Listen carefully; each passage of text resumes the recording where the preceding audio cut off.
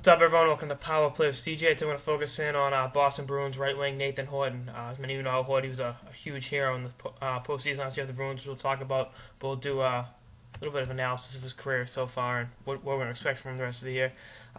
He's third overall pick of the Panthers back in that illustrious 2003 draft. Gave us Bergeron, Eric Stahl, Ryan Getzlaf, Corey Perry, Mike Richards, Jeff Carter, Zach Parise, Dustin Brown, Shea Weber, Ryan Suter. I can just sit here for hours name the guys who were in that draft.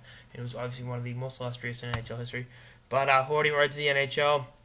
Played 55 games with the Panthers. Had 22 points. Playing for Mike Keenan and the Panthers down there, Sunrise. Next year, played 21 games in the AHL because of the lockout. And after the lockout, posted 28, 31, 27, 22, 20 goals in his last 5 years with Florida. And, ultimately his inconsistency, coupled with the team's rebuilding efforts, led to his trade from the Panthers. You really can't deny his talent. Great shot, tough guy. He only had like 7 fights with the Panthers, but I think he's matched that with the Bruins. He's done a great job in the pugnacity department, and he's had a couple great scraps. There's one with Weiss the other night was pretty good.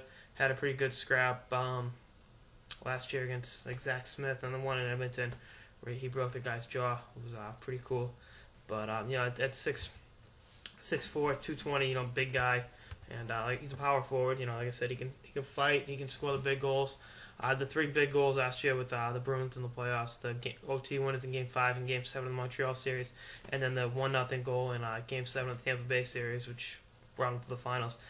Unfortunately, his run in the finals was cut short in Game 3, which hit the cheap shot at center ice by Aaron Rome, but they wanted for Horty when he poured the ice on the water in Vancouver. It was, as a Bruins fan, one of my favorite moments last year. Getting to see that and make the ice in Vancouver our home ice, which they did, and ultimately brought it home in Vancouver. But 2 years with the Bruins has combined 40 goals in 119 games. Like I said, he's a hot and cold player, and I think that's the one major knock on him because his talent's undeniable. When you're that big and your shot's that good, and you're that willing to go to the high traffic areas to score, they should be a consistent 40-goal threat. And like I said, he's hit 30 once in 06, 07.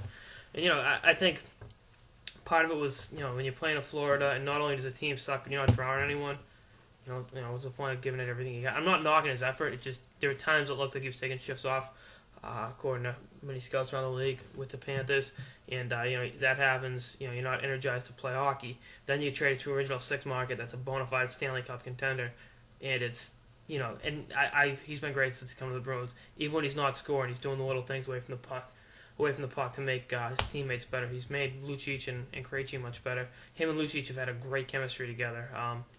They played with Krejci most of the time.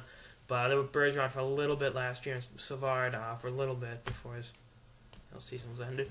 But they've played really, really well off each other. Last night he had 2 goals.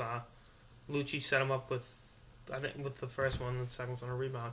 But just the chemistry those two have with one another. And then Krejci, who's a natural playmaker, setting up Horty, who's a natural goal scorer, and Lucic, who's power forward with some goal scoring upside. They combined to be the first line of a Stanley Cup champion team, and they've really they've been overshadowed this year by the Seguin, Mashi, and Bergie line, but they've still been great. And they if the Bruins want to repeat, that line's going to be clicking. And as of right now, it's one of the hottest lines in the NHL. He has those 20-game stretches where he's one of the best players in the NHL. Horty does, and this is just another example of that. As the playoffs are 3 months away. They're really starting to shit. They've been awesome since October. And he really, really struggled in October from the lingering effects of the concussion. And that's part of the reason the Bruins struggled out of the gate. But, he's been great. And like I said, that line's been awesome. And, I hate to say it, they've been overpassed as the first line of the Bruins because the Seguin and Bergeron line has been so great. But they're still going to need to contribute on a night-in, night-out basis if the Bruins want to repeat. I don't know what else there is to say about Mr. Horton. That's it for this episode of the Power Play with CJ, focusing on Bruins right wing Nathan Horton. Stay tuned for more episodes throughout the season.